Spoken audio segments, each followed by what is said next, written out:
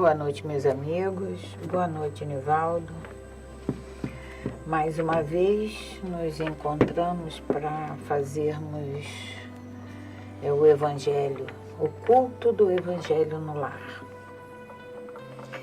Esse culto que é extremamente importante para todos nós, para os nossos lares, para esse santuário que nós temos por lar. É pela abrangência que ele tem ao redor num raio que a gente não tem, a gente não consegue mensurar. Temos a dimensão, né? Não temos como medir o alcance que ele tem. Mas a espiritualidade nos diz que quando abrimos esse evangelho para fazermos o culto do evangelho no lar, a luz se faz, e é o que nós estamos precisando. Então, que essa luz tome conta de todos os cômodos dos nossos lares, de todos os lares desse orbe. Célia, só fazendo um breve adendo, o porquê de nós marcarmos um dia e um horário na semana. Isso é muito importante. Porque nós marcamos um encontro com os nossos espíritos protetores. Os nossos anjos guardiões, o anjo guardião da nossa casa, da nossa família e os nossos espíritos simpáticos, familiares. Então, nós marcamos o encontro com eles. Então, é importante que a gente faça sempre no mesmo dia da semana e na mesma hora. Porque assim como nós temos os nossos compromissos, eles também têm os deles. E a partir do momento em que a gente estipular esse dia, esse horário da semana, eles estarão lá para participar conosco desse Evangelho no lar. Eu acho, Nivaldo, que quando a gente estabelece esse dia, esse horário, o nosso compromisso é até maior. Porque a espiritualidade, ela acredita na gente, ela crê na gente. Então, nossos irmãos que estão desencarnados e que precisam ouvir essas mensagens, também são, eles são trazidos. Tem toda essa história. Então, esse compromisso não é assim, vou fazer. Hoje eu vou. Sábado, não vou fazer segunda-feira, vou fazer 9 horas, vou fazer às 8. É um compromisso e, como todo compromisso, ele tem que ser encarado com seriedade, com respeito. E, acima de tudo, a gente procurar saber a composição dessa palavra compromisso. Compromisso, perfeito. Então vamos, Nivaldo, pedir a você para que leia, vamos ler uma mensagem. Uma página para a nossa harmonização, faremos um breve comentário, vamos fazer a prece e dar continuidade, então, ao nosso culto no lar. E a mensagem que nós escolhemos hoje foi uma mensagem do livro Vinha de Luz. Isso, Vinha de Luz. A mensagem de número 100, e que Emmanuel traz um título para nós assim: Que fazemos do Mestre? Há uma frase dita por Pilatos: Que farei então de Jesus, chamado o Cristo? Quem falou isso foi Pilatos, lá quando Jesus foi preso. Mateus anotou no capítulo 27, versículo 22. Emmanuel aproveita essa frase de Pilatos e traz para nós essa página para a nossa reflexão. Nos círculos do cristianismo, a pergunta de Pilatos reveste-se de singular importância. Que fazemos, os homens do Mestre Divino, no campo das lições diárias? Os ociosos tentam convertê-lo em oráculo que lhes satisfaçam as aspirações do menor esforço. Os vaidosos procuram transformá-lo em galeria de exibição, através da qual façam um mostruário permanente de personalismo inferior. Os insensatos chamam-no indebitadamente a aprovação dos desvarios a que se entregam à distância do trabalho digno. Grandes fileiras seguem-lhes os passos, qual a multidão que o acompanhava no monte, apenas interessada na multiplicação de pães para o estômago. Outros se cercam dele, buscando atormentá-lo, à maneira dos fariseus, arguciosos, rogando sinais dos céus. Numerosas pessoas visitam-no, imitando o gesto de Jairo, suplicando bênçãos, crendo e descrendo ao mesmo tempo. Diversos aprendizes ouvem-lhes os ensinamentos, ao modo de Judas, examinando o melhor caminho de estabelecerem a própria dominação. Vários corações observam-no com a simpatia, mas na primeira oportunidade indagam, como a esposa de Zebedeu, sobre a distribuição dos lugares celestes. Outros muitos o acompanham, estrada fora, iguais a inúmeros admiradores da Galileia, que lhes estimulavam os benefícios e as consolações, detestando-lhes as verdades cristalinas. Alguns imitam os benefícios da Judéia, a levantarem as mãos postas no instante das vantagens e a fugirem espavoridos do sacrifício e do testemunho.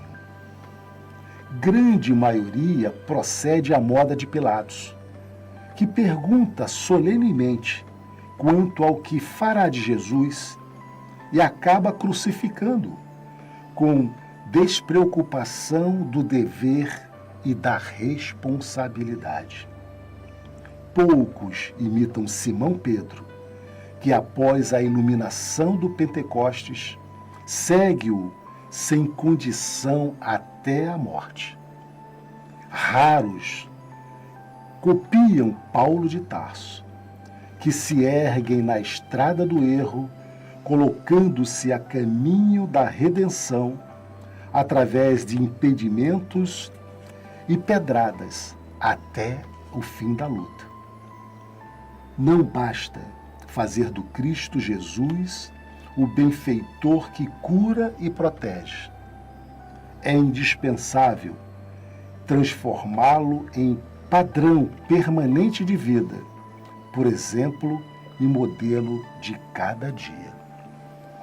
Graças a Deus. Graças a Deus. Vamos então fazer os nossos comentários, né, Célia, sobre essa página, como agimos muitas das vezes, né? Emmanuel traz exatamente para nós como nós costumamos trazer Jesus para dentro de nós.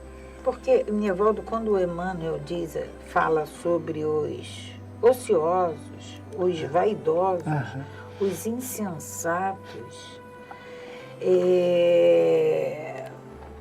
as inúmeras pessoas, os diversos aprendizes, somos nós. Somos exatamente Estamos ainda no equívoco dos nossos caminhos, das nossas decisões, né, Célia? A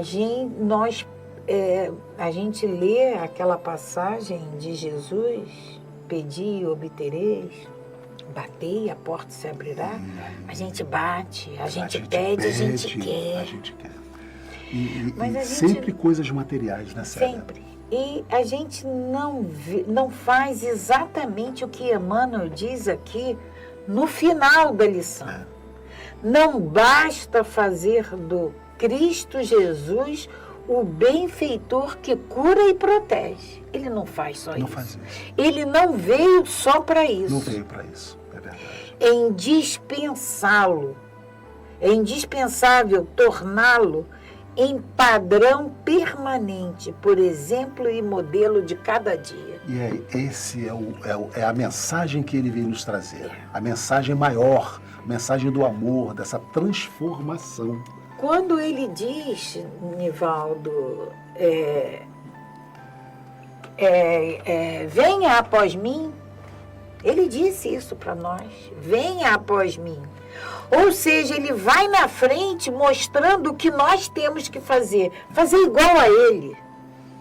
Mas a gente não faz, a gente quer essa cura, a gente quer essa proteção, a gente quer esse ganho, a gente quer essa demonstração de poder. Ainda estamos à procura desse pão para saciar o nosso estômago, das coisas materiais, para saciar os nossos desejos, as nossas vontades, né, Célia? Então é o que Pilatos... É como ele Emmanuel nos diz aqui, quando nós temos que efetivamente mostrar as nossas transformações, quando nos são cobradas as nossas transformações da alma, nós fugimos espavoridos. Fugimos ainda espavoridos. Mas, Célia, tempo chegará em que nós vamos incorporar, entender exatamente essa mensagem maior do Cristo para nós e vamos começar a proceder como o Paulo, como Pedro, né?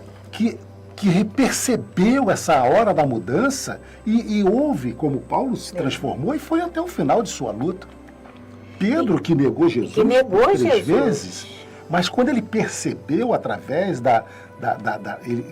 Emmanuel diz aqui do Pentecoste, né? Ele percebe Pedro com Tiago e João são os que dão continuidade à casa do caminho, né, do cristianismo naquela época nascente, né? Então, eles que perceberam essa transformação e dão continuidade. Então, um dia, nós também chegaremos a essa transformação. E é para isso, né, Célia, que nós estamos aqui estudando, estamos aqui fazendo esse evangelho no lar, pedindo a esses espíritos amigos que nos orientem, que nos intuam, nos inspire sempre. É essa pergunta que Pilatos fez, que farei então de Jesus, é o que nós temos que fazer para nós. Só que a resposta... Que farei com esse modelo e guia que está aqui? A nossa resposta hoje, né, Célia, já não pode mais ser aquela que Pilatos crucificar ele. Crucificar. Nós temos que dar uma resposta hoje diferente. E essa resposta, a gente tem que ter a clareza que ela vem imbuída de dever e responsabilidade. Obrigações. Então vamos fazer a nossa prece, pedindo a Deus, pedindo a Jesus, a esses amigos espirituais, os amigos protetores, os nossos mentores, os anjos guardiões de nossa casa, de nossa comunidade, de nosso Brasil, de nossa pátria, Jesus, nosso governador, do nosso planeta, que nos envolva, que nos inspire, que faça com que os melhores pensamentos sempre sobressaiam em nossa mente, que podemos estar preparados para essa transformação tão necessária nas nossas vidas, que todos esses espíritos possam nos intuir sempre e nos inspirar. Graças a Deus. Graças a Deus. Nós vamos ler uma passagem do Evangelho segundo o Espiritismo, mas antes vamos pedir, né, a quem desejar.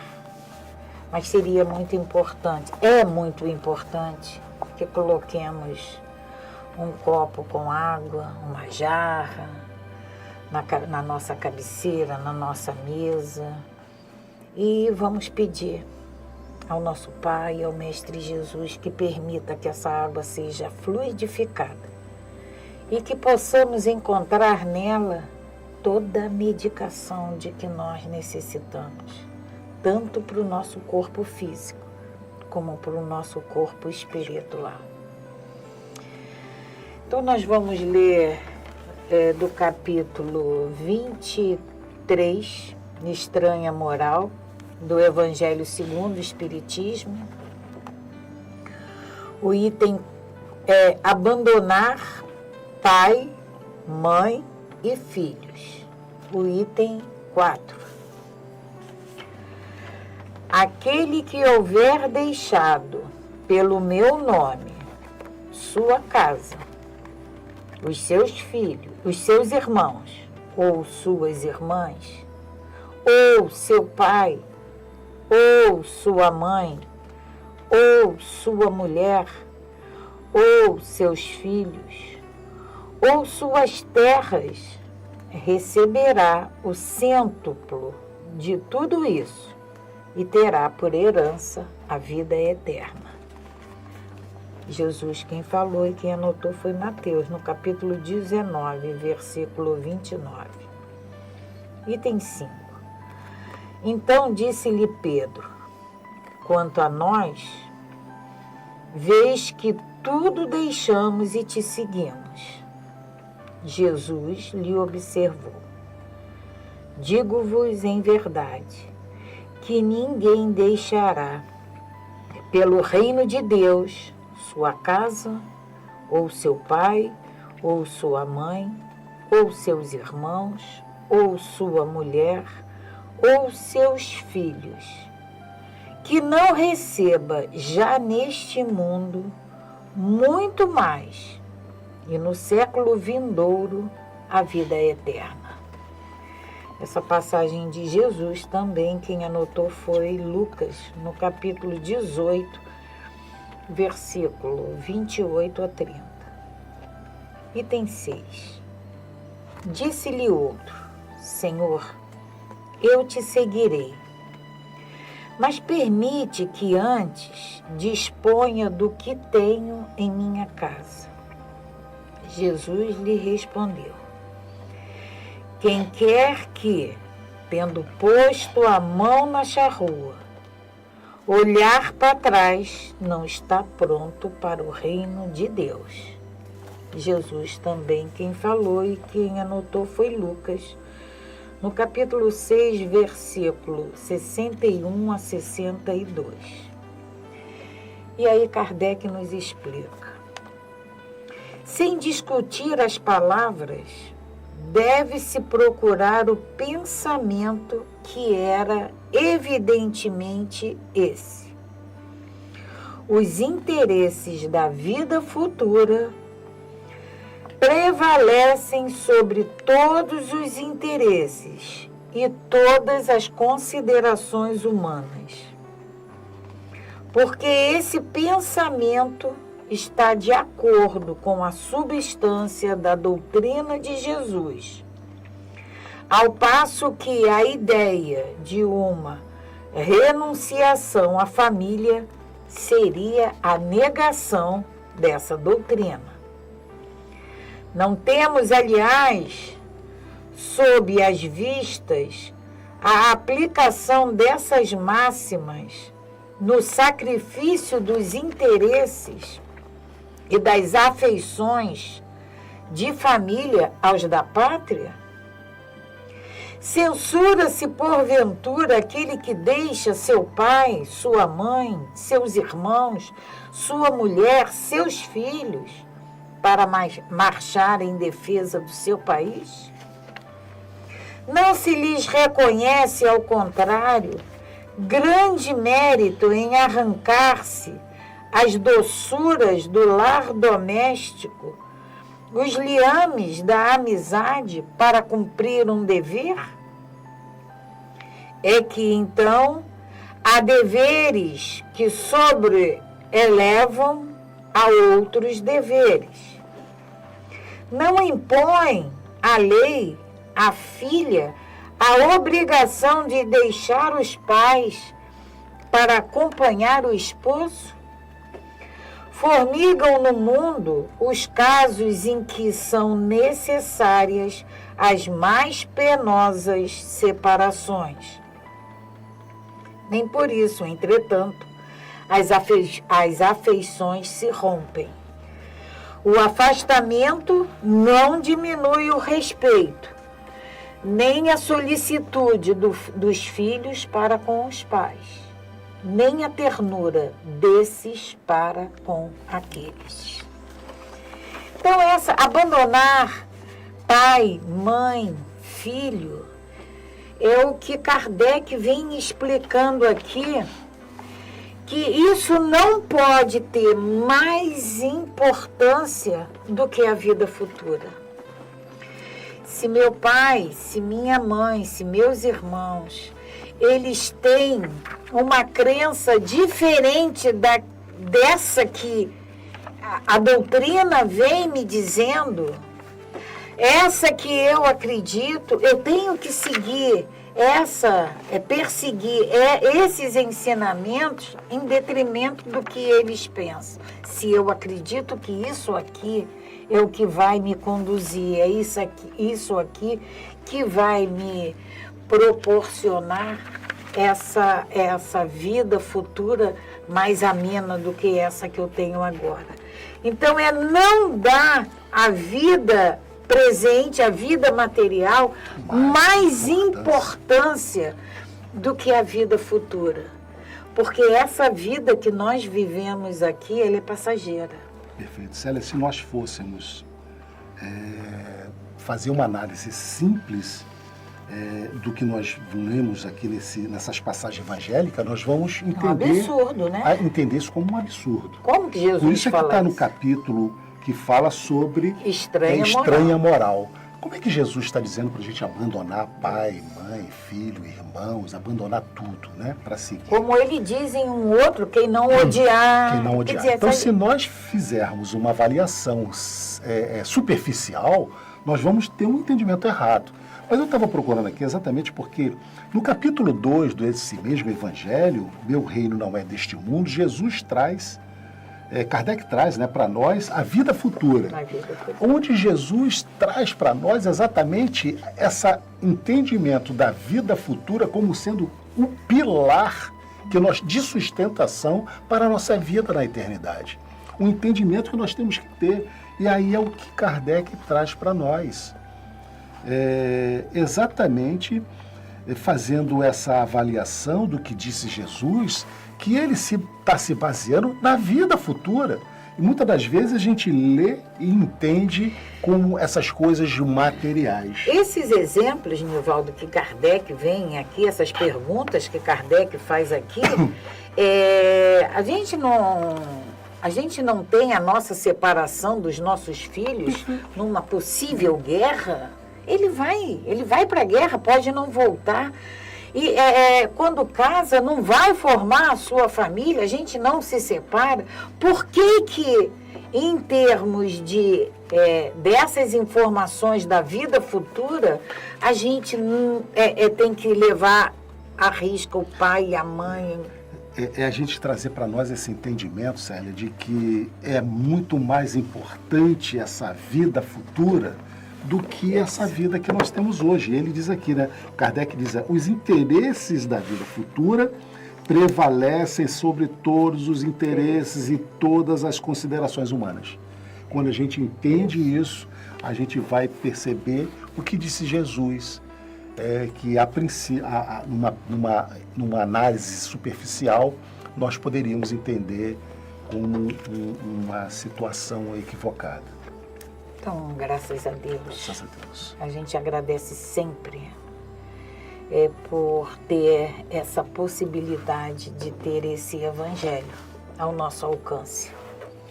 A gente agradece ao nosso irmão Kardec, a gente agradece ao nosso Mestre Jesus, que nos prometeu, quando aqui esteve conosco, que iria pedir ao Pai para que nos mandasse um outro Consolador. Outro por quê? Porque o nosso Consolador maior iria partir.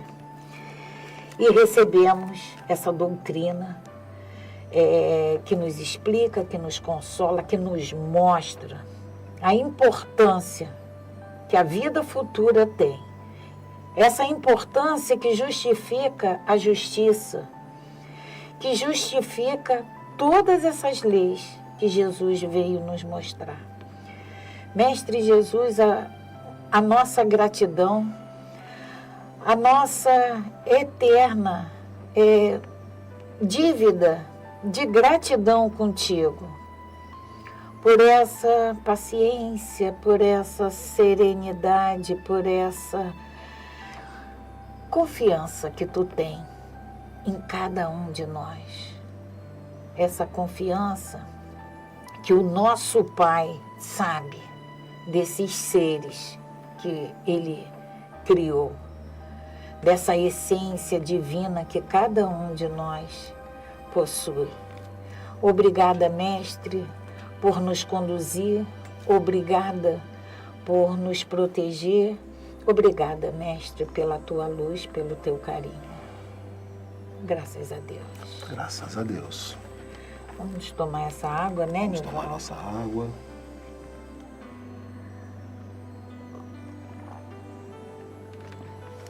Paz e bem, paz e luz. Paz, muita paz.